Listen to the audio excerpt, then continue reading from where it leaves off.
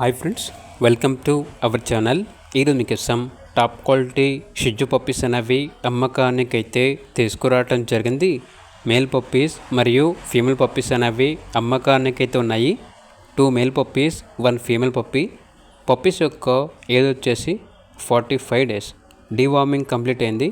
అంతేకాకుండా చాలా యాక్టివ్గా ఉంటాయి. ఎటువంటి హెల్త్ ప్రాబ్లమ్స్ అనేవి ఏమీ లేవు. ఓనర్ నేమ్ వచ్చేసి చిన్న.